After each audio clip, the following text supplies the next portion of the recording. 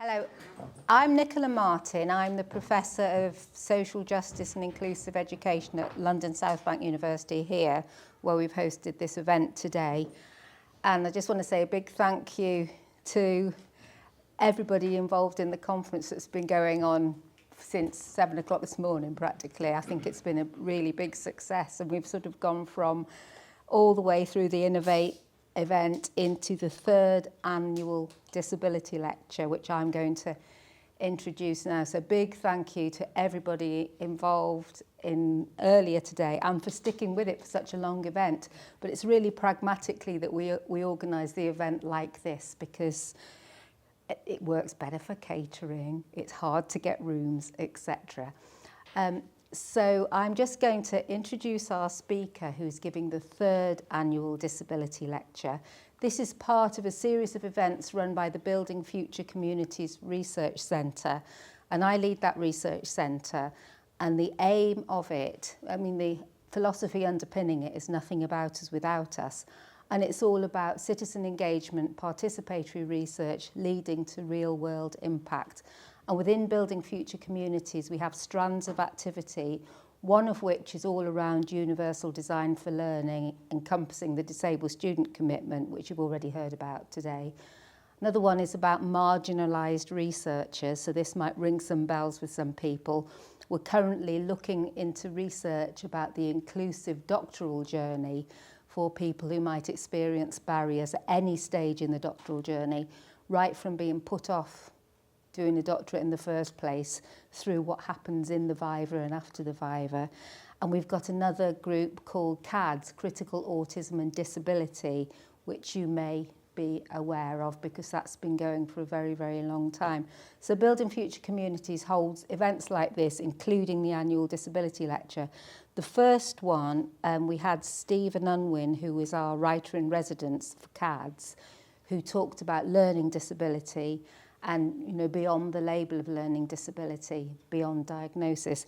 The second one was delivered by Rosemary Garland Thompson, who is an academic from America, Sarah Ryan, who's an academic from Manchester, and Stephen Unwin, and it was about the Justice for LB campaign, and it's about the premature mortality of people with learning disability and autism who are in assessment and treatment centres. That's what happened to Sarah Ryan's son, LB, Laughing Boy. And the third one is going to be delivered by our colleague and very good friend, John Harding from Cambridge University. So I've cut and pasted a bit of blurb out of your website to embarrass you with now, John. Here we go. Oh, I've got to do housekeeping, backtrack. And now I'll do the housekeeping. Imagine I already did that. We're not expecting a fire. If the building goes on fire, I will give you this sign. Oh, there's a fire, there's a fire. And then just follow the signs to the exits. The exits are accessible, and we gather on the other side of the road from the exit, and there are fire marshals present and so on. I expect you've all found the toilets now. We've got some gender neutral, male, female toilets, all accessible, all signposted. And this is a very gender trans positive university. I'd also like to say that we are concerned about what's going on in the world in relation to our trans colleagues. So this is all about John now. This lecture is based on John's doctoral research, which we're very proud that our colleague... Only some of it. Yeah. It's informed by his doctoral research. We're very proud that our colleague has recently successfully gone through a doctoral viva. Okay, so John's got loads of other qualifications. He's very impressive, as you can see, including being a specialist SPLD tutor, which is really quite important, and heads the Disability Resource Centre at Cambridge University, which he's been doing since 2008. And I've been working with John since about 2011, including in a project that we did at Cambridge about the experience of Cambridge students who are autistic, their experience of the university, and how we can make the university better for them, really.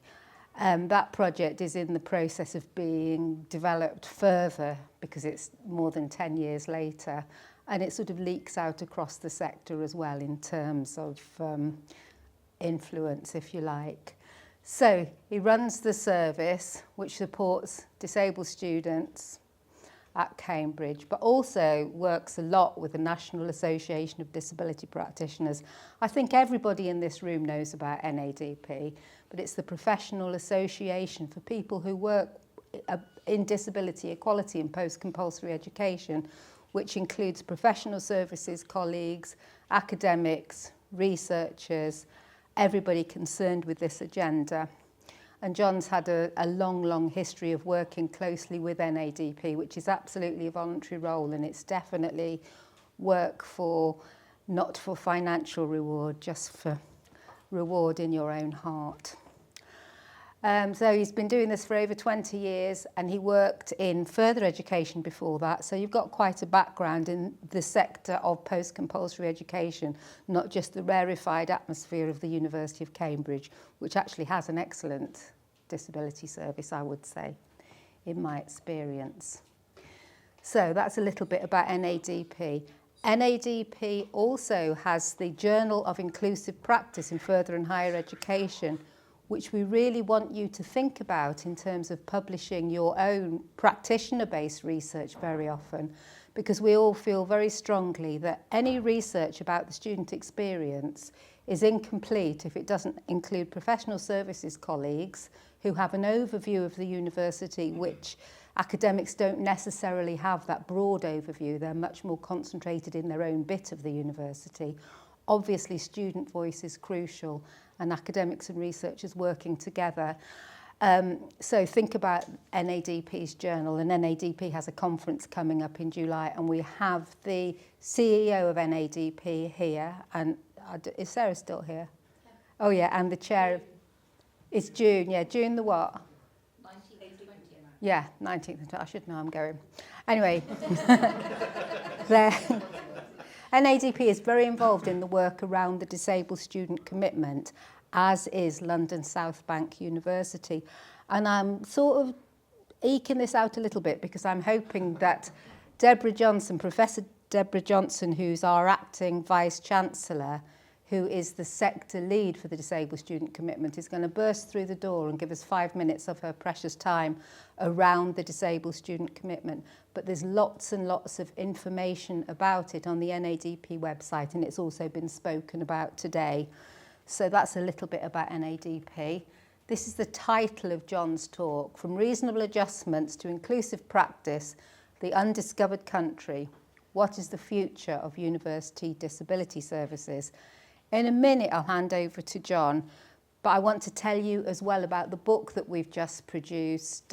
Several of the people in this room have been involved in this because it's very directly relevant to what John's talking about in relation to universal design for learning.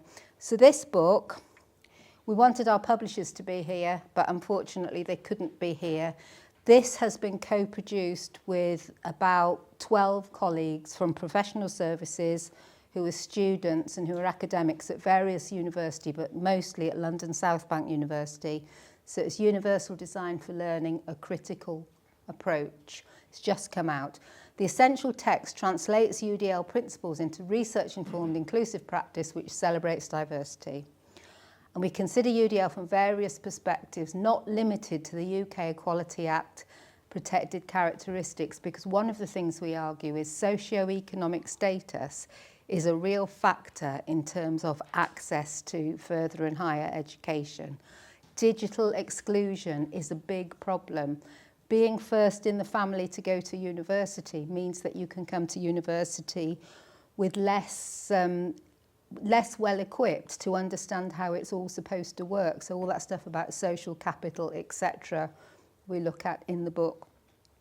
And we're trying to build on the momentum of COVID-19 in this book, because we had to do a lot of things that were impossible apparently, but then it transpired they weren't impossible.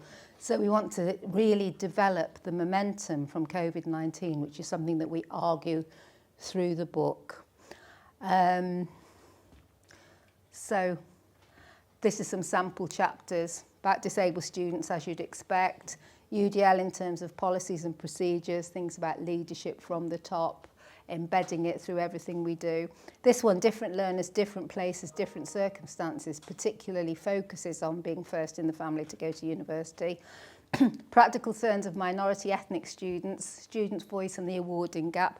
We've got Michael in the audience, who's one of our colleagues who worked on the Black Student Mental Health Project at London South Bank University, and the project leader, Andy Owusu, he's written a chapter, that chapter, and he is also, for his PhD, he's looking at the cultural competence of mental health advisors to work with black students. So that intersectional aspect of thinking about UDL is very important. Effective culturally sensitive online teaching and learning. And then consciousness raising, collective responsibility and strategic thinking for UDL. Actually what that does, it's a sort of rallying cry to say what we're going to do about this then, you know, about embedding universal design for learning in the culture. And we've got colleagues here from London South Bank University as well. Jonathan and colleagues are here from the Disability Service. And we're really working to try and make that happen. So it's a move away from reasonable adjustments that can be embedded into the culture. For example, having 2 forms of assessment for every module rather than something different. And we're just trying to move in that direction, UDL at this university, and it's very much tied to the disabled student commitment. So there's a QR code. I've no idea whether it works, but you know, it might. And just one quote from the book and then I'll pass over to John. Oh, shall I put it back, yeah? It seems to be doing something. Is it doing something? Yes, it's Yay! Every day's a school day, isn't it? I didn't do that. Somebody said, do you want a QR code? I said, oh, yeah, thanks. That will make me look good. I'll have that. Did it work, yeah? Yes, it did. Woo! Okay. Just one quote from the book. Understanding and celebrating diversity and intersectionality is at the core of UDL, which is relevant to the whole student journey from pre-entry to post-exit and to staff in myriad roles and at various stages in their careers. So we're also interested in disabled staff experience, etc. Now, I'm at the end of my talk. Deborah has not managed to materialise. The reason being, our Vice-Chancellor is leaving today and she's probably having to listen to his speech, so, which is a good thing, obviously, so, which will be fantastic. She should not to be missed. That sounds bad. Yeah, so, I forgot we were being filmed. Sorry, Dave. So, with no further ado, I'm going to hand over to my colleague John and hope he doesn't ask me to do any tech for him. Well, welcome everybody, and firstly thank you to my good friend Nicky Martin for inviting me to speak at the lecture today. I am at that age where I can either look at you or look at my notes, so I'm just going to stick these on top of my head if that's all right. Actually, for the video I'll put them over there. Nicky's introducing me. My name's John Harding. I'm the head of the Accessibility and Disability Resource Centre. We've changed our name recently at the University of Cambridge. I'm also a Director of Studies for undergraduate students studying education at Queen's College, Cambridge. And I am the Company Secretary of NADP. Don't actually do that much in that role, Alice, but yes, I'll probably do a bit more now. I've finished my doctorate and I'm handing in my bound version next Friday. Graduate on the 23rd. And it's lovely to be here at LSBU for this important event. I was actually a student here in, I think, 2003 when I did my postgraduate diploma in SPLD with Ross Cooper. Just to describe myself, I'm a white man in middle age who's not as thin as he would like to be. I'm glad to still have most of my hair, which is mostly brown with some hopefully distinguished grey around my temples. But in the last few years, my beard has gone nearly completely white. I'm 6 foot in my boots, which sounds better than 5 foot, 11 3/4. So, these are all actually pictures of Cambridge and the ADRC. This is Mandy, who works on our front desk. So I'm going to start by telling you a little bit about my personal and professional identities. And then Nicky and I had a chat about imposter syndrome, so I'm going to do a short section on that. Then I'm going to look at the difference between access and inclusion. And I'm going to talk a bit about the social and affirmative models of disability, the anticipatory duty under the Equality Act, and their influence on inclusive educational design and practice. And I'm going to focus on the importance, what I think is the real importance of the positioning of disability services within universities, so where they sit within university structure, and also look at the operational model that they run under. Then I'm going to talk briefly, Nikki's mentioned a bit around the importance of disability practitioner-led research, and then I'm going to talk a little bit about artificial intelligence and assistive technology in disability support, and I'll summarise just by giving you my views on the challenges and opportunities for university disability services in the current climate. So, Nikki's done a bit of this, but I might repeat some of it, I might skip over some of it, but this might explain why Nikki's invited me to speak here today. My experience as a disabled person, it's always difficult to get a picture of yourself on your slides, and a disabled member of staff and a disabled student have greatly influenced my experiences as a disability practitioner in higher education, have shaped my identity and my perspectives. When I applied for my doctorate, I came under the really annoying HESA code of 08, which means I've more than one disability. So I've got a long-standing spinal injury, which at times has left me hospitalised and unable to walk. I've had the joyous experience of access to work, but to be fair, once I'd navigated the bureaucracy, I did benefit from the support it gave me in accessing work when I was recovering from a severe episode and using a stick to walk. I don't often talk about this stuff. I also had I've got a diagnosis of social anxiety disorder. That's something else I don't usually speak about, but I've come to realise that it's actually really important that people, and particularly people in more senior positions, do talk about it. So I've experienced issues with anxiety for the whole of my life, quite significant issues, but I only sought a diagnosis in my 40s as I wanted to access support and develop strategies to help me after I had a series of debilitating and quite frightening panic attacks. I was determined, though, that my condition would not hold me back in progressing my personal and professional development. And so I am only here as a result of several rounds of CBT and the occasional use of beta blockers. So these experiences have allowed me to develop and understand my strengths and weaknesses and to develop strategies that have helped me in my personal and professional life. So my interest in disability started in the 1990s. I was working in the motor industry, strangely, but I actually ended up doing quite a lot of work with shop floor workers on literacy and numeracy. And I ended up loving that much more than I did my actual job. So I started to volunteer at a local FE college in Oxford. And I realised I didn't want to stay in the motor industry for the rest of my life. So I had a TEFL teaching qualification I did after university. So I went off to Africa for 3 years, where I taught English on the border between Angola and Namibia, which was a fantastic experience. And then when I came back, I did a Master's in International Development at Manchester, and I thought my career was going in that direction. Then my daughter Katie got in the way, and I realised it didn't. And I started working in work-based learning in London. Does anyone remember Camden Job Train? I used to work for Camden Job Train for 3 years, doing the same kind of work, working with what I don't know is still called the NEAT group. And during those years, I did my postgraduate diploma in SPLD here at LSBU.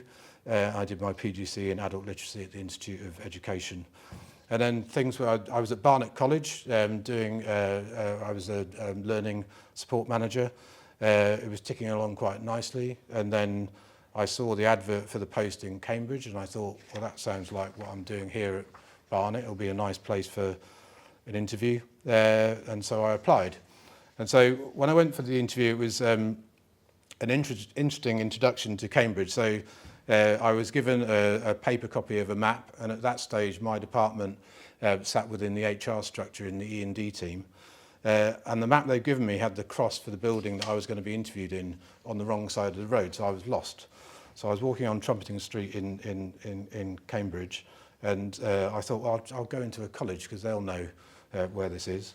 And so I won't name the college, but it's one of the oldest colleges. It actually is the oldest college in Cambridge. And I walked into the porter's lodge, and there in front of me was the head porter stood in all his regalia in a trench coat with a bowler hat.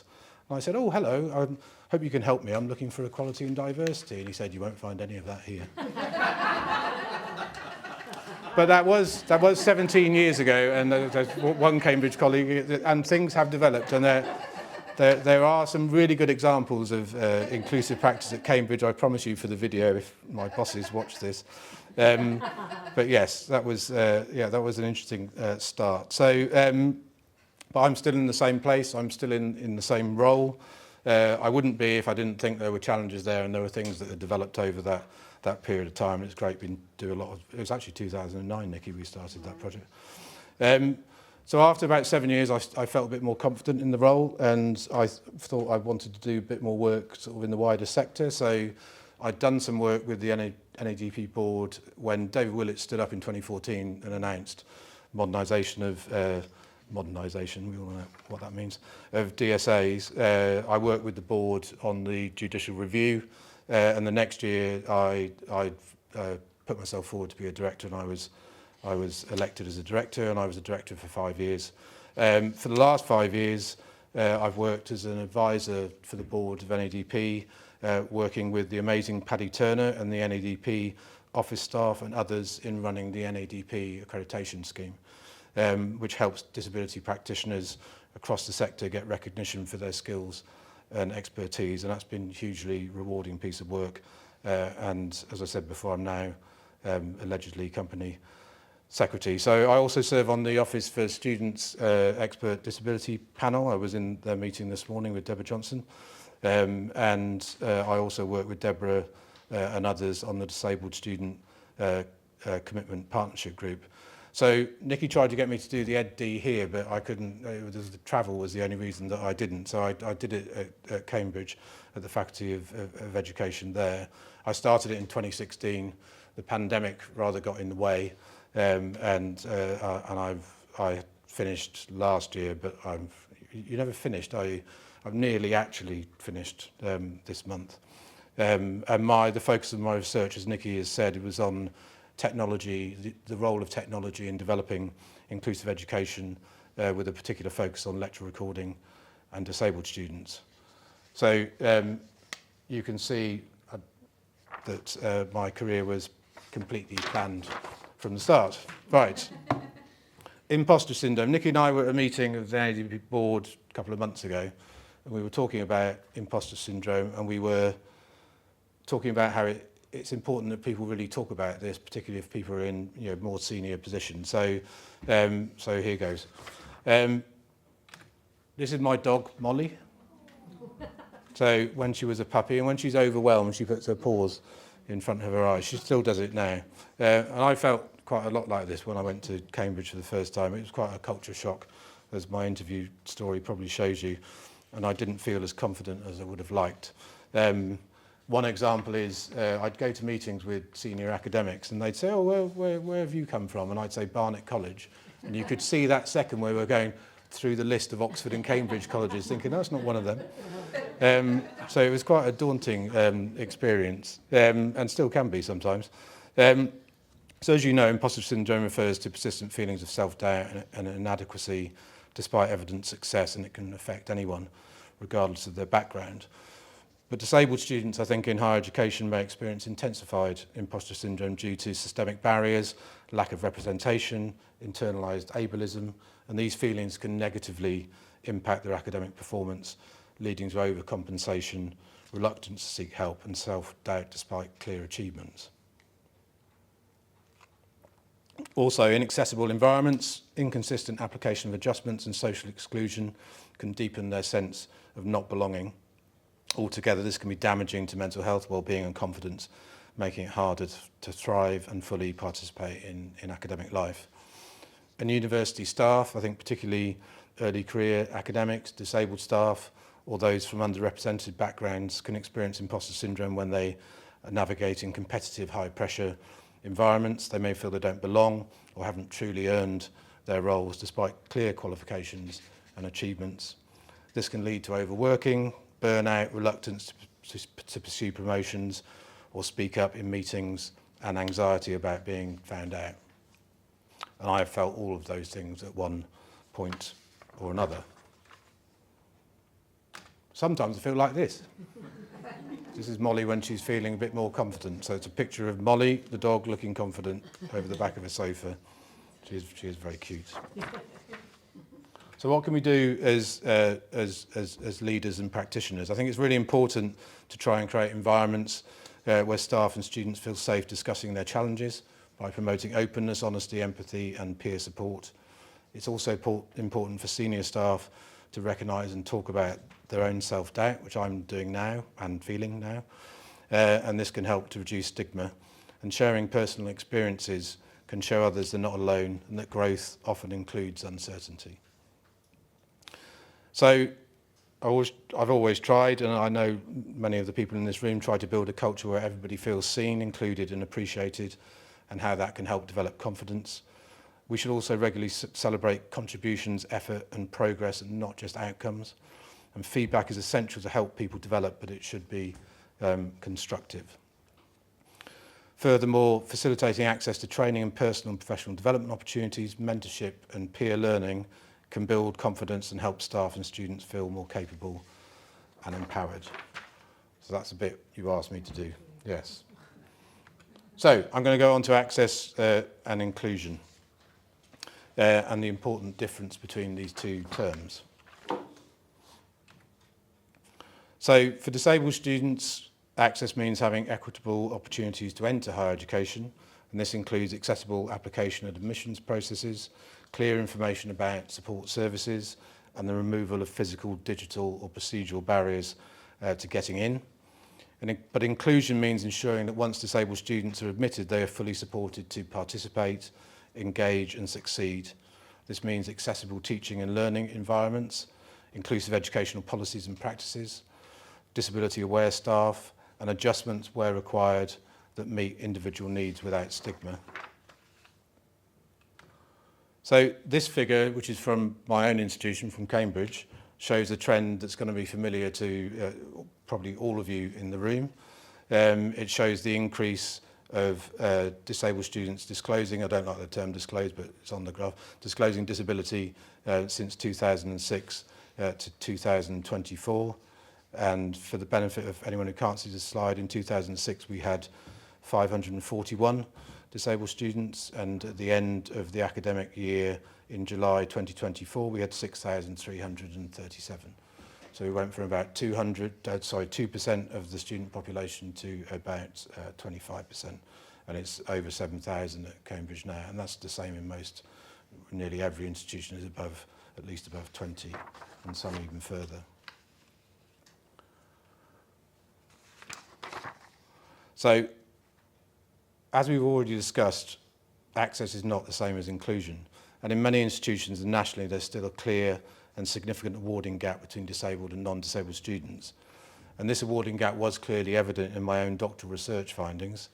I also wrote about this differential in the NADP journal in 2022, and I termed it the educational disability penalty, concluding that in most institutions, approaches to develop more inclusive practices have not been effective. So whilst many more disabled students are entering higher education, something obviously is not quite working in terms of outcomes.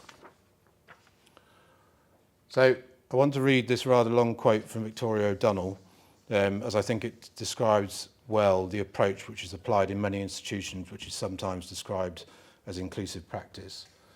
The contingent approach is one which students are expected to assimilate into the university's existing learning, teaching and assessment practices, but where special arrangements may be made for particular students. The alternative approach is one where certain groups of students may be offered different learning, teaching or assessment arrangements. Neither of them requires any reorganisation at the level of curriculum design to proactively anticipate diversity in the student body, which would constitute a truly HE culture.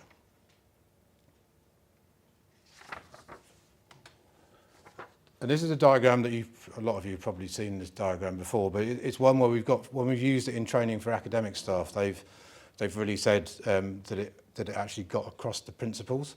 So I'm going to describe it in detail. It depicts on O'Donnell's description of attempts at inclusion that I talked about in the previous quote.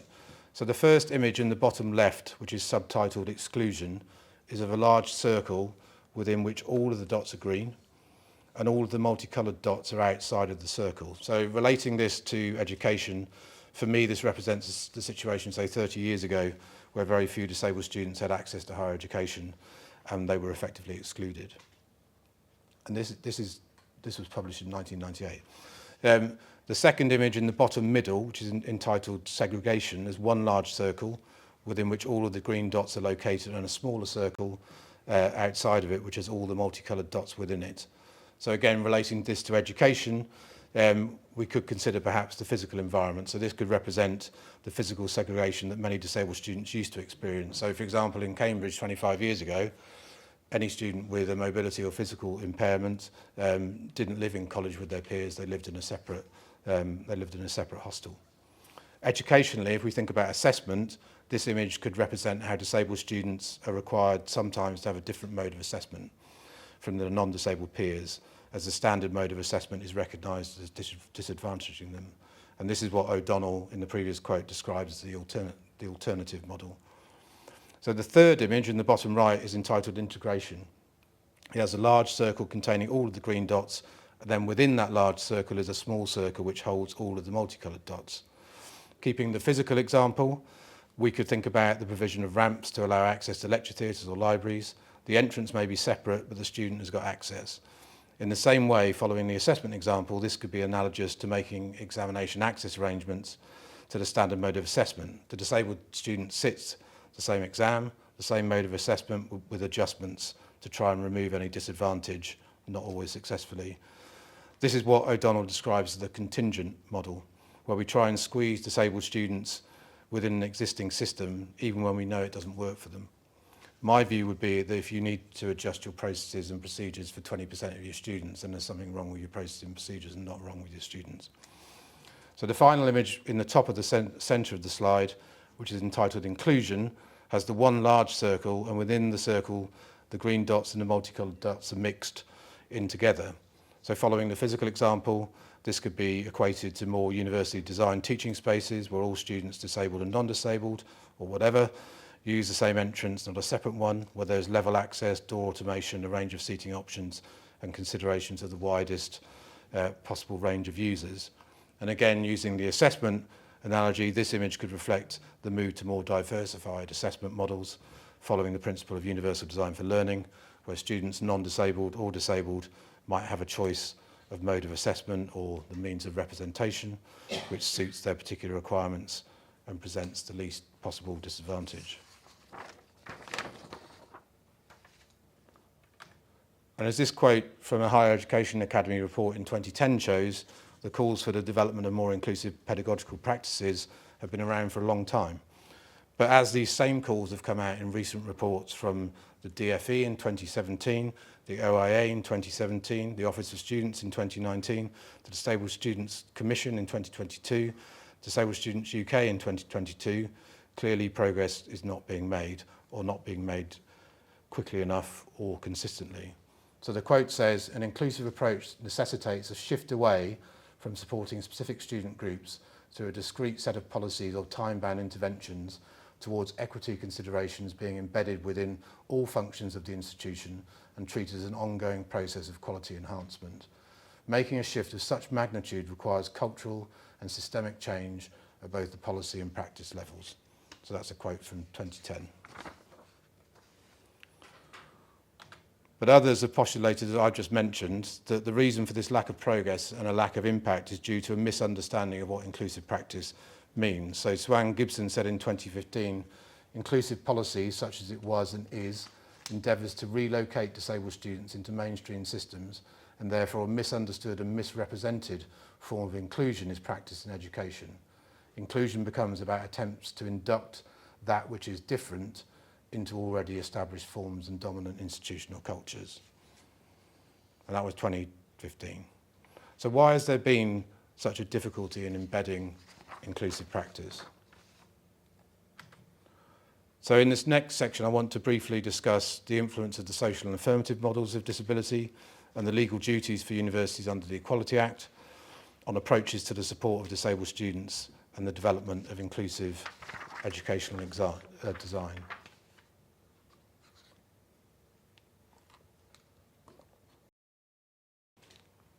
I think none of us would argue that it's inarguable that the social model of disability, which forms the theoretical underpinnings of the Equality Act, has been instrumental in shifting perceptions and practices concerning disability. However, I would argue that it may also have played a role in some way in hindering the development of inclusive educational practices as a result of there being too much of a focus on the duty to make reasonable adjustments and not enough focus on the anticipatory duty. And critics of the social model acknowledge that its simplicity has made it a powerful tool for change. So Tom Shakespeare contends that the social model has been effective politically in successfully creating a social movement for disabled people, instrumentally by influencing legislation and regulations which have significantly increased the accessibility of the physical environment and services including education, and psychologically by reducing the personal stigma of disability and reframing disability as a societal issue. However, as I mentioned previously, the social model has also been critiqued for having a too singular focus on barrier removal, a failure to recognise the personal impact of impairment, and that this focus may have hindered more inclusive approaches which seek to ensure that barriers are designed out preemptively rather than being removed retrospectively. And these critical perspectives have influenced the development of the interactionist model of disability, which was Gustafsson in 2004, which places greater emphasis on anticipatory recognition and on the interaction between impairment and disabling contextual factors, as well as the affirmative model of disability, which was French and Swain in 2000, developed later by Colin Cameron, which promotes a broader acceptance of difference, also with a greater focus on anticipatory recognition, emphasising how a more affirmative conceptualisation of disability can support inclusive design in a range of settings.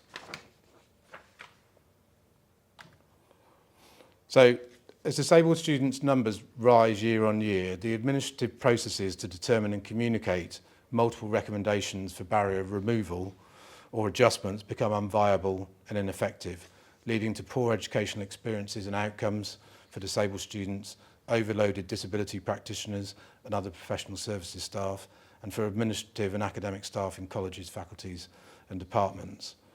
And it has been argued, including by Nikki, that whilst the social model presents a more positive framing of disability, it continues to problematise disability, and it situates the problem with society rather than the individual. And Swain and French suggest that a movement away from this problematisation can be achieved by placing greater focus on the positive aspects of disability, whilst recognising that some impairments do have inherent negative aspects, for example, the experience of pain, what they describe as the non-tragic view. And Swain and Frayne said that personal tragedy has been reconceptualised as frustration and anger in the face of marginalisation and institutionalised discrimination. But the affirmative model, however, stresses the importance of valuing people for who they are rather than focusing on what they are not, and supports models and principles of inclusive pedagogical practice such as universal design for learning. We've all got used to seeing pyramids and triangles, so I think one of the first ones that we saw was produced by Elaine Shilcock, who used to be a director of NADP from the University of Manchester, and we told her at the time that she should have copyrighted it. But so this is a version that's come out of Eleanor will recognise this. It's come out of the recent disability review conducted at the University of Cambridge, and essentially it sets out the need for inclusive pedagogical practices to meet the access requirements of the vast majority of students. So that's tier 1. With more standardised and automated approaches where reasonable adjustments are required in tier 2, leaving disability practitioners with more time to focus on students where more bespoke support plans and considerations are required, which is the top of the pyramid, tier 3. So this is nothing new. It's been in our code of practice for the last 9 or 10 years. It's just turned. I had a funnel diagram and it's been turned the other way to make it into a pyramid. I think it's the right thing to do, but for some reason there are reasons why this isn't happening. And the recommendations from our review in many ways reflect the core aims of the Disabled Students Commitment in looking at accessibility and inclusion across the whole of the student life cycle, with a focus on developing inclusive educational environments and not only on reasonable adjustments. And as Deborah Johnson is aware, through our discussions, I've been making this point with my own institution. And the commitment also emphasises the value of co-production with disabled students, and that's something that I'll touch on a little later. So now I'm going to move on to the impact which I think the position of disability services within university structures can have on their effectiveness, and also argue that how this positioning can have a very important effect on how disability services and disability practitioners are perceived. You might not agree with me. So I contend that the positioning of disability services within wellbeing or student support structures within universities reinforces a medical model perception of disability and disability services. Whereas I feel that whilst the work of a disability service is tangentially involved, related to student wellbeing, our primary purpose as disability practitioners is around educational adjustments, about the promotion of inclusive pedagogical practices and outcomes for disabled students. And I think senior leaders within universities often view disability services as akin to counselling services. And as a result, they're often located together. I'd argue that a disability service is fundamentally different, and being viewed in that way, I think, damages our effectiveness. I need to be clear that I'm not criticising these other services. Their work is hugely valuable and essential, but it's very different. Where I really feel that disability services should be located and where we can be most effective is within the part of the university structure which focuses on educational outcomes, working in a coordinated way with professional services colleagues in academic development functions, with quality and policy teams, dealing with course design and approval, and with functions focusing on the design of digital education and virtual learning platforms. So in my own institution, we had a restructure in 2019, which pulled all professional services, the student registry, all the administrative, what was seen as administrative functions, into an overarching education services structure. And I lobbied for the disability service to not be located under the wellbeing agenda and to be located with other teams under the heading of educational and student outcomes. Guess where we ended up? Yes, I'm not expecting you to read this, just give it. So this is student support, that's my department. So I developed this to show my bosses the interaction of my teams with other parts of the collegiate university, both within education services, but also outside of education services.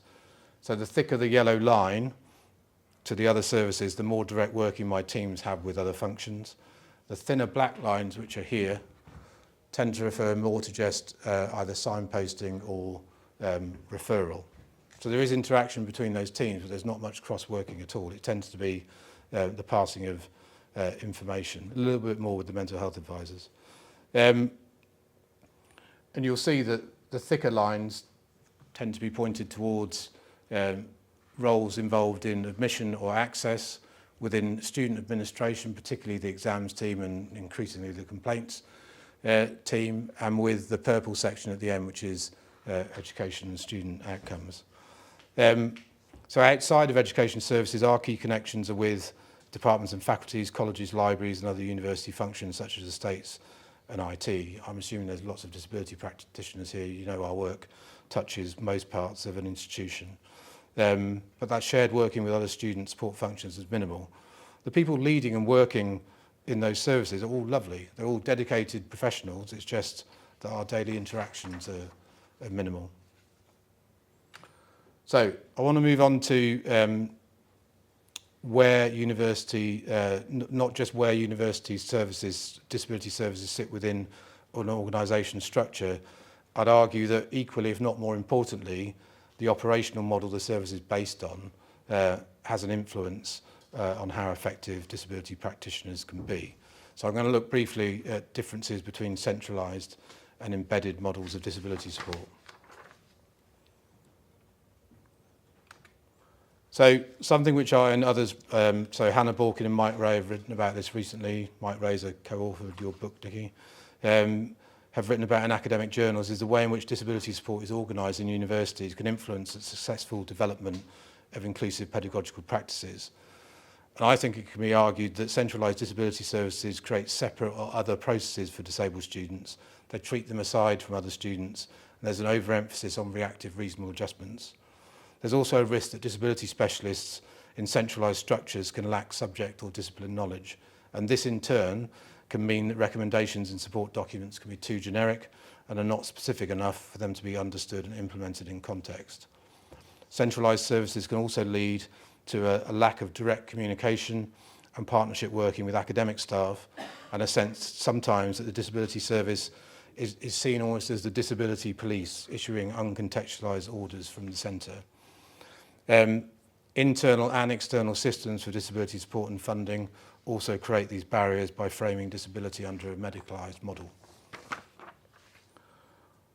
So Danny, in nearly the front row, would have been very upset if I hadn't got one Star Trek reference into this presentation. There is one other, and see if you can spot it. So this is a report back from 2010, the Hockings report for the Higher Education Academy.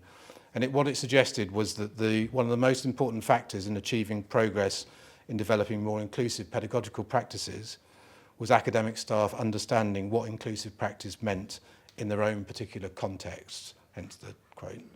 And the fact that this often does not happen when is one factor in progress being slow.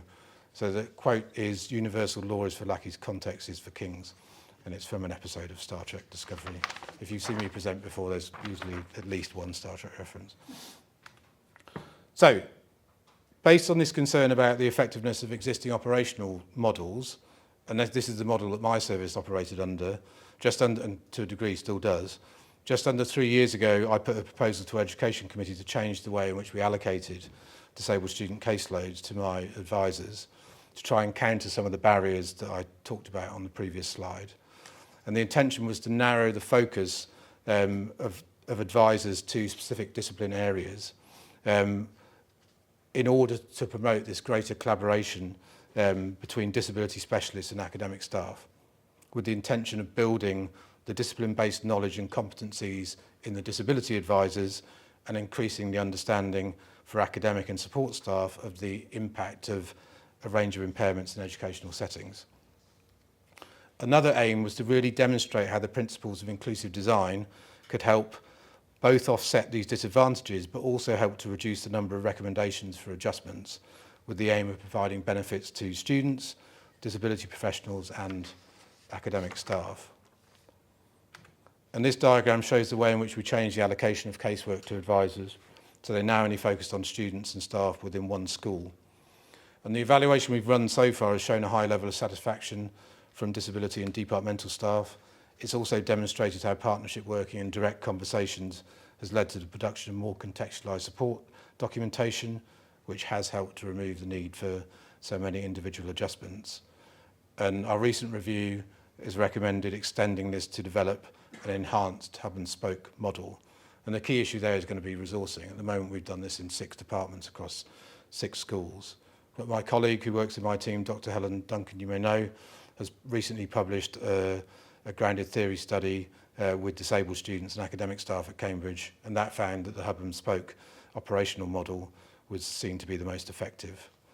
Again, I want to be clear that there are many other universities far ahead of Cambridge in this regard, particularly the University of Leeds, which has their SALIP models, which, as I understand it, are people on academic contracts who have 2 days of teaching but 3 days focusing on embedding inclusive pedagogy, as well as their sector-leading work on competence standards. As many of us were at the launch at the Houses of Parliament last week, and that's been led by the excellent Harriet Cannon and Professor Pam Birtle, and I invited them to deliver Cambridge's annual disability lecture a couple of weeks ago, which was excellent, and there is a recording which will be made available very soon if you weren't able to make it. So, don't worry, not too much left. I'm going to talk about the role of disability practitioner-led research now. And I think this kind of research is not only highly impactful in influencing positive change within institutions, I think it's also really powerful in changing the perception of academic staff towards seeing disability practitioners as experts rather than administrators. I'm going to focus here on research from Cambridge because I'm very familiar with it. But again, that's not to recognise there's lots of other research that I'm aware of being conducted by practitioners across a range of institutions, many of which appear in the NADP's Journal of Inclusive Practice. So I started at Cambridge, as Nikki said, 2008. Helen Duncan joined a month later. We found really early on, when we were discussing research, we kept coming up against this barrier of people saying, well, you can't generalise those findings here. Yeah, our setting is completely different. So we realised really quickly we're going to have to do research on our own students. And that was the reason Helen and I both started our doctorates. And one of the earliest projects we did was with Nikki and with Joanna Haswell and Professor Simon Barron-Cohen, and that was the participatory study looking at experiences of autistic students at Cambridge, and we used their feedback and their ideas to create a more effective model of support. I think we had 28 students with autism when we started. We've got 700 odd now. And the student social group, which was part of that project, is still going strong. Helen Duncan's research, you may be aware, is into students with specific learning difficulties and examination access arrangements. And that helped to shape policies to support disabled students in examinations in our institution, and I know it's influenced people in other institutions. It also provided evidence of which combination of adjustments had a positive effect on outcomes. But her research also helped dispel the myth at the time, maybe in some places still now, that somehow these adjustments were directly advantaging disabled students, when in fact they were only just about levelling the playing field. Another example, we had a bit of a rocky start with our clinical school, but we've established a really good working relationship with them now. We've published shared research with them on effective adjustments to practical exams, which is called OSCEs. And as I've mentioned, we've also completed some research in collaboration with students and staff in our foundation year programme, looking into the effectiveness of different models of disability advisory support, and have also led less formal research which is led by students, into the development of welcome events. And I think future research opportunities, I think there's a lot of possibilities in looking at how we can use AI to help us move forward with the work of disability services. We're working with our clinical school to look at a study to assess how AI might be used to help develop guidance on inclusive education at a sessional level, while also ensuring that the requirements of all individual disabled students in the cohort are met. We've done this research that I mentioned about embedded models of support. What we're trying to do as part of our disability review is to actually get some funding to enable us to evaluate that and to do that in a way that can be rigorous, empirical and published. And I'm also doing some work with our Faculty of Law. One of the things that came out of my doctoral research was a resource that I used to deliver to students about the most effective way to use lecture recordings, which was influenced very much by the work of and in conversation with Dr. Emily Nordman from the University of Glasgow. So I delivered this session to all law students last year, and we're now developing a research proposal to try and evaluate the impact that this has had on student behaviour. So in terms of their lecture attendance, in terms of their lecture recording usage strategies, their learning experiences and their outcomes. So these are all areas where research across a range of institutions would be useful, but it's not an exhaustive list. Right, the final section is about AI and assistive technology. I have no idea how I'm doing for time. Am I okay? Yeah? Great, good. That's about right then. So I've become increasingly interested in looking at the role that artificial intelligence and other assistive technologies can play in transforming the work of disability teams and in supporting disabled students and academic staff. So I'm going to look at a few examples and explore their potential. Before I do that though, I think it's important before exploring the use of AI and assistive technology that we recognise concerns related to environmental costs and sustainability, thinking about confidentiality of the use of any personal data, the potential for bias within large language models, as well as moral and ethical concerns about the corporate systems and ideologies that sit behind some models. They need to be properly considered. Also, if looking at applications for students, then we need to think really closely about issues of affordability, of accessibility and scalability.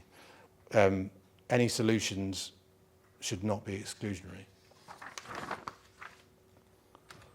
So, I'm going to talk first about chatbots and virtual reality. So, these are already being used. So I went to the Moshi webinar the other day, and NADP's run a session on it as well. But this was about, the Moshi session was about use of chatbots in student support. And it foregrounded the work of universities in the UK and in Ireland. And these solutions are relatively low-tech. They're not LLMs. I think they're basically code that sits behind, within a website. You can restrict it. And they're designed to provide students with quick and accurate access to basic but important information, including issues that services have with dealing with volumes of inquiries and meeting student demand outside of office hours. So Sheffield Hallam and the University of Galway were the two universities that were promoted as really leading the way on this. There were other universities that started to look at it. I've started to look at it as well for my own institution.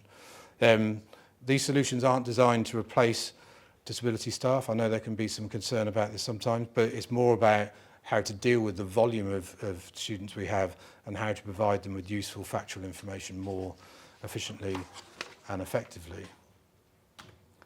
So, I've been wandering around inside Danny's virtual campus with him, and he's designed this on the principles of universal design for learning. So Danny, who was an associate professor here at LSBU till very recently, now with BPP, I think it's got really exciting possibilities for disabled students, disability practitioners, including in engaging potential for and current students, educators and partners. You could have themed events and activities, creating I know you can never create something that's completely safe, but creating safer online learning environments for students, providing the possibility of 24/7 immersive learning opportunities, and the potential for co-creation and collaboration between universities, education sector bodies, and with students and with staff.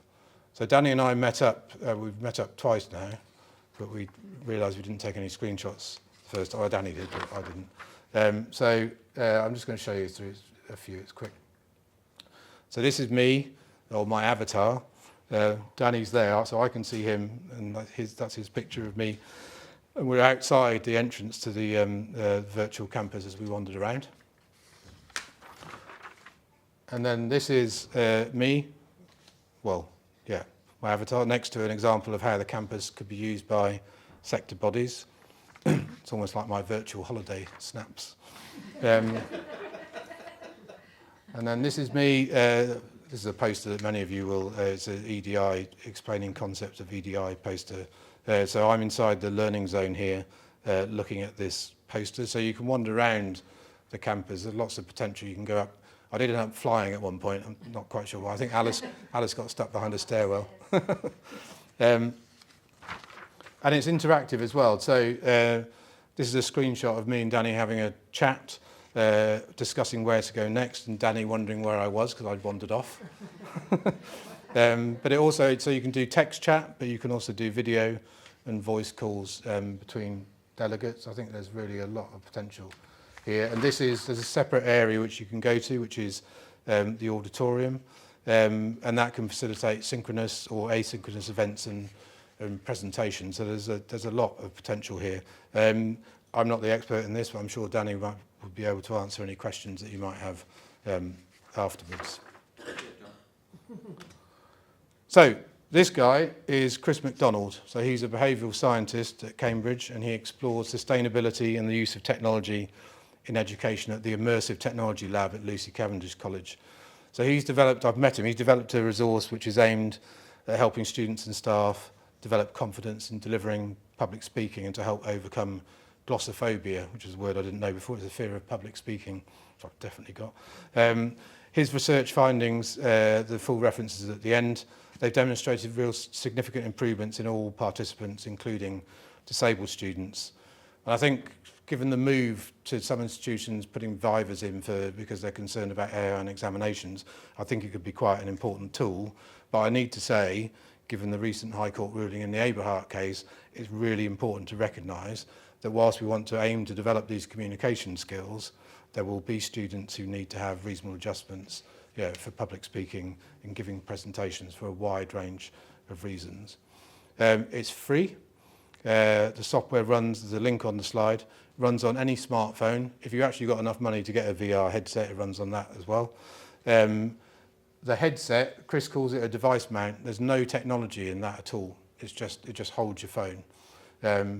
He's an amazing coder. Apple have effectively disabled most of the VR functionality in iPhones because they want you to buy really expensive headsets. He's managed to undo that, so you can. It works better on a smartphone, but it works on iPhone as well. You'll see in a minute. I've used it. They can be purchased for £20. We've got some of them in our West Hub, which where our foundation year is. In one of our libraries, I'm going to put them into my service as well. They can be made from cardboard. You can 3D print them. All of this stuff is freely available via the link. There's also a lot of guidance, evidence-based guidance on presentation skills and developing confidence in presentation. So there's no registration when you go onto his platform. You're straight in. You don't have to sign up. Don't have to put your email in. So, and Chris was explaining his ethos to me that anything he releases has got to be scalable, affordable, and as frictionless as possible to the user. And I'm in discussion with Chris at the moment about conducting some further research specifically with disabled students, not just Cambridge students, across the sector. So that's me preparing for this presentation using Chris's device. It's also got it's from a static position as well. So some people worry about feeling sort of motion sickness, but it actually only moves when you. It's not like one of these video games where the background's moving around you. It actually only moves when you do. So it's quite realistic, and the audiences are real. He's done real sort of capture, and it's designed on this principle of overexposure therapy. So you can start off in an empty room, then you do it to one person, then you do it, and I ended up in Wembley Stadium. Wasn't quite as daunting as this. Right. Okay. Final. No, it's not. No. Final bit of this section.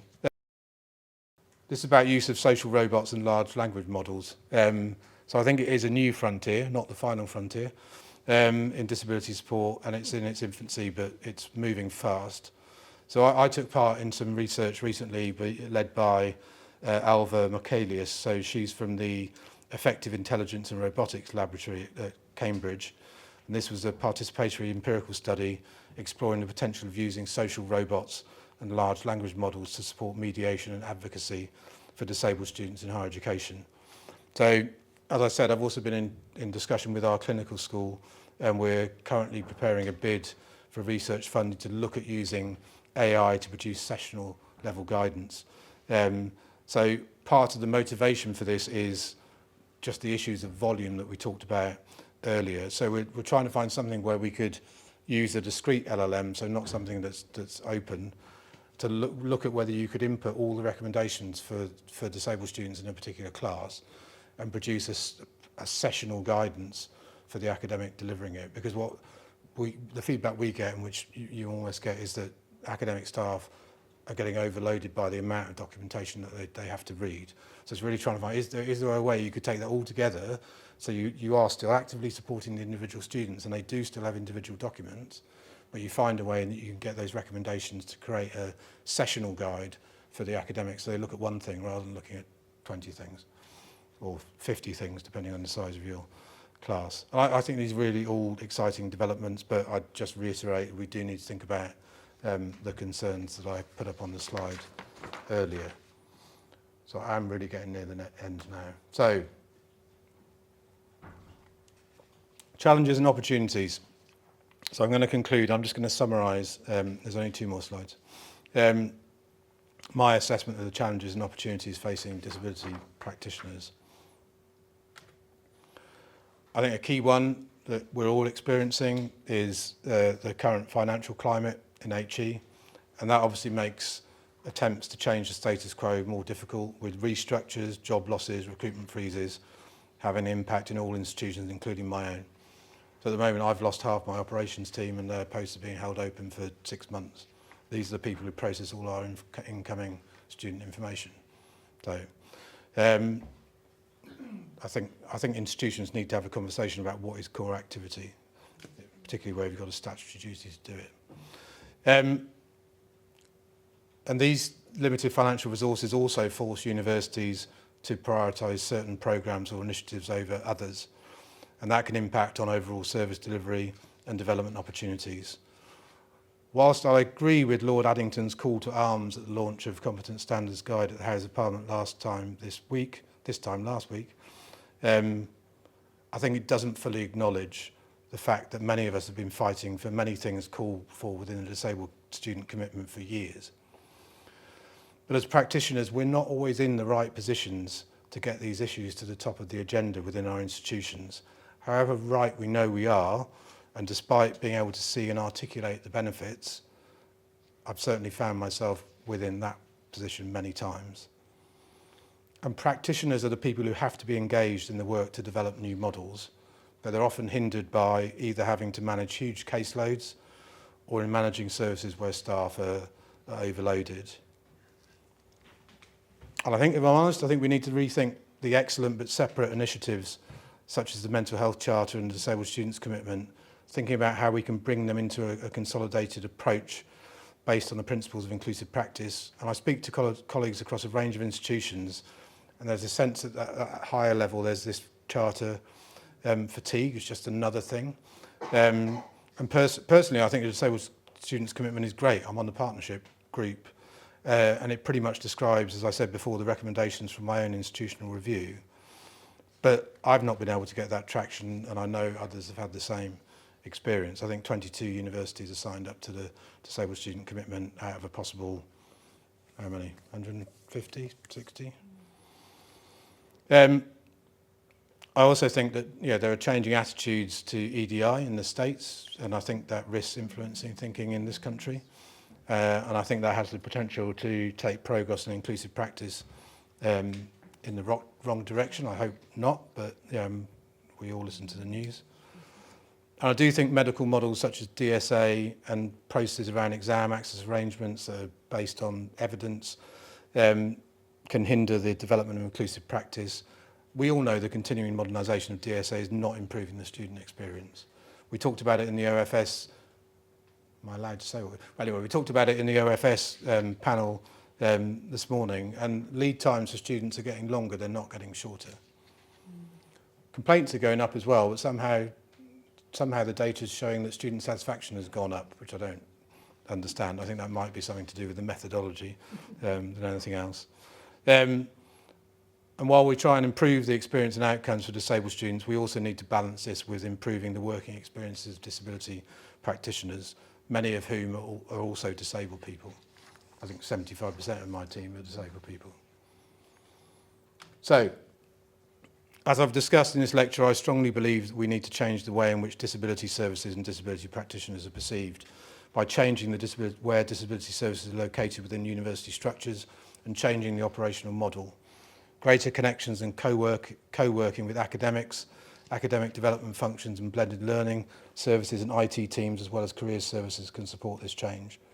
And I think this shift will far better support the need for a move from a focus on reasonable adjustments to inclusive practice by embedding disability support more deeply within disciplines, including working with academic colleagues in the development of competence standards. And by making this change, I think this opens up greater possibilities for increased collaboration between disability practitioners, academic and support staff and students. Creating an evidence-based approach to co-creation and practitioner research also helps to develop the perception of disability practitioners as the experts we are. And disability practitioners can be supported in this endeavour by bodies such as NADP, supporting overworked staff through expert guidance, training and resources, and through formal bodies such as the OFS and the DSC through a stronger regulatory push, particularly around training for all staff on inclusive pedagogical practice and our duties under the Equality Act. And I think recognition of expertise is really important. So one of my favourite roles is working as a review panel chair on the NADP accreditation scheme. So I read about the huge array of skills, knowledge and experience that we have in disability practitioners across the sector. And I think this scheme is really a vital way for practitioners to demonstrate and have their expertise recognised as well as raising their profile in the sector. As I've also highlighted, innovative solutions and developing technologies have the potential to enhance the accessibility and effectiveness of university disability services to the benefit of disability practitioners, disabled students and staff. And as Deborah Johnson said last week at the launch of the Houses of Parliament of the Advanced HE Guidance on Competence Standards, we know that the current landscape has a series of challenges, but that should not stop us from trying to find ways to improve the experiences and outcomes of disabled students, and importantly of those dedicated disability practitioners, academic and support staff working with them. Thank you.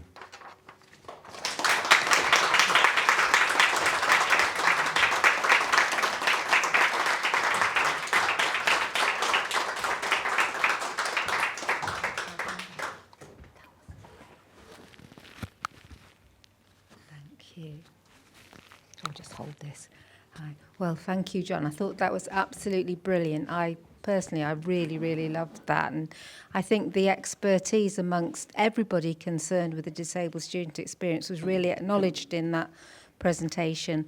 And it's incredibly important that we all work together and that there aren't these divides between academics, researchers, suppliers of assistive technology, disability advisors and so on, because we're all in it together. And I think that came across really strongly.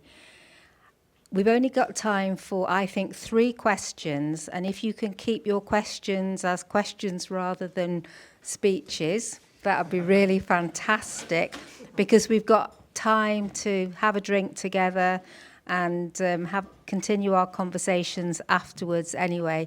And I just want to acknowledge that we have a whole list a mile long of disability advisors who've got doctorates or are undertaking doctorates, including Sharon, who's not a disability advisor now, but is one of the co-authors on our book from the University of Ulster, but is a professional service colleague.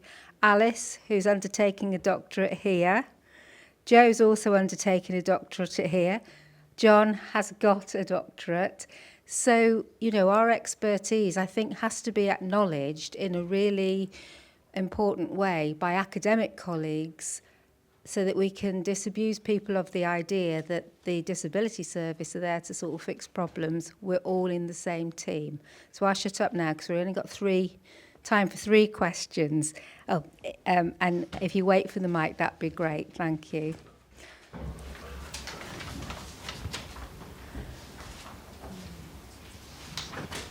Hi there, I'm Eleanor Parker from the University of Cambridge. John and I spend every day together reflecting on challenges and opportunities. From that list, John, which is very extensive and very familiar, what do you think is the greatest challenge and the greatest opportunity, and why?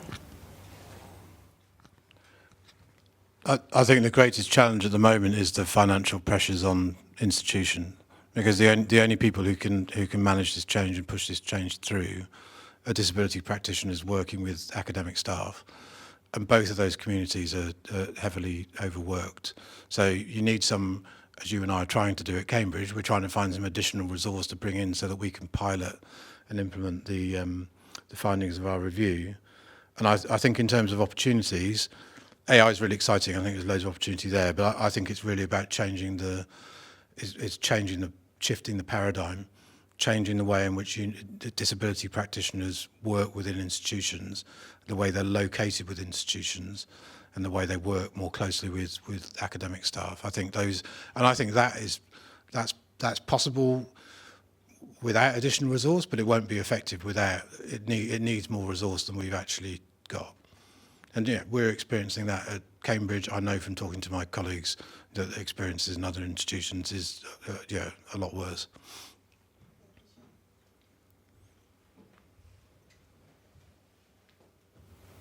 John, thanks for that. It was excellent. Is this working? Yeah. So on the back of that slightly, one of the greatest tools in increasing the staffing student ratio is something NADP has been doing for years. I know you keep bringing up that benchmark tool, the spreadsheet everyone's asking for. I used it a couple of 3 years ago maybe when we were vastly under-resourced. It was a great tool. I've got the team now that I needed. What's the new paradigm? What's the new tool, do you think? You're talking about the Hefke 1999 document now? 200 back in the day. Then I think 1 to 5 seen as the benchmark. I've got students of over 1,000 in their caseload. We were 1 to 900, and we got it down to about 1 to 4. Fine. So, and with AI coming, would that be in the mix to erode that ratio? Or is there another model of tool to use to work with our directors to say, hey, these are the gaps. This is how we need, this is what we need, how we should maintain resources. Well, I think one framework is obviously disabled students' commitment, and I think AI can have an influence. And I think what we're trying to do is to allow disability practitioners to focus on those students where the support requirements and the discussion is a lot more complex, but influence the way in which we approach, inclusive teaching, learning and assessment, so that we're having to make far fewer recommendations. And if you imagine that, if everything we wanted to do happened in 10 years' time, and we could say, well, we've designed everything in an inclusive way, but there will always be some students who need reasonable adjustments. Then maybe an advisor who's got 1,000 students in their caseload because the student has come forward, or they might not even need to come forward.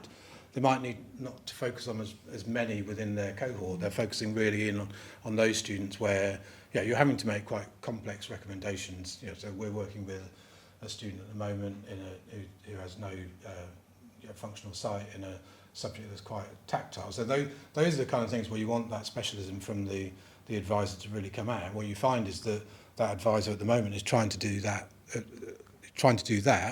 as well as producing documentation for an ever-expanding caseload of students. So I think there is the commitment. The HEFCE, when they revised the HEFCE document in 2010, suddenly the ratio, I don't know if everyone knows that the original ratio, there was a HEFCE, Higher Education Funding Council for England, is that right? Yeah. Produced a document in 1999, which was baseline. It was when most universities were starting to set up their disability services, and it gave a ratio of 200 disabled students to 1 advisor, but importantly 0.5 FTE admin with each advisor. But the one that was revised in 2010, suddenly the formula had disappeared, and there is no equivalent. So I don't know whether it's something that the work of the Office of Students could help us with, or working on the disabled students commitment, both of which I'm involved in. Do you plan to use the EHRC advice note to drive inclusive practice in Cambridge? And an answer you might think about, for example, the potential increase in disabled students' numbers due to the changes in approach to evidence, the requirement for teaching staff to make reasonable adjustments, etc. Short answer is yes. So one of the things it's one of the recommendations that's come out of our disability review, but as Eleanor knows, we were already working on anyway. One of the issues that we've always had is this issue about training for staff not being mandatory, and in most institutions that's the case. So we've been developing our existing module on inclusive teaching and learning. One of the things we factored into it is the EHRC notes, and it has the NADP document we produced as well after the Abrahart case. So what was the second part of your question? So how are you going to use it to drive inclusive practice, taking account of the fact that we could see an exceptional increase in the number of students classed as disabled, and of course teaching staff will be required to make reasonable adjustments without consulting wellbeing services. Okay, so we're building it into this training, and our intention is that we would want all members of academic staff and any staff who works with disabled students to have completed this training. But we might need, as I was saying, we might need the support of someone like the OFS. We need to be honest, Mark, I think we need a bit of a stick. The traction with the disabled students commitment and with other elements, it's not getting that traction because it's disappearing amongst a number of other initiatives. And I think until we get some instruction to say, maybe like the E6, that this is something that you now have to do as an institution. And I think until you do that, when we run our training, the people who come to or access our training or come to our training tend to be the people who are already interested in it. They're not the community that we actually need to reach. And until we have that message coming from not just senior members of our own institutions, but from sector bodies, then I think we are going to struggle to, to deal with, as you say, as the evidential bar drops, even if we still want to call it that. We need something to make sure we've got that understanding amongst all the people who are working within our institutions, which at the moment I don't think we have. And just to say, NADP has training specifically for working with autistic students in higher education, aimed at mentors via the DSA who work with autistic students in higher education, and it's informed by research, and autistic people being involved in the research has proper paid researchers, and autistic people evaluating the materials to make sure they're still fit for purpose. Thank you to Neil for his events management on a freelance basis. Yeah, and yeah, thanks to Joe as well for being involved in the administration of it all. And we're just around for a chat now, so I think this has been great. And thank you everybody for coming, because without an audience it would be a bit pointless, wouldn't it? Yes. Thanks to Isaac as well for filming it. Thank you.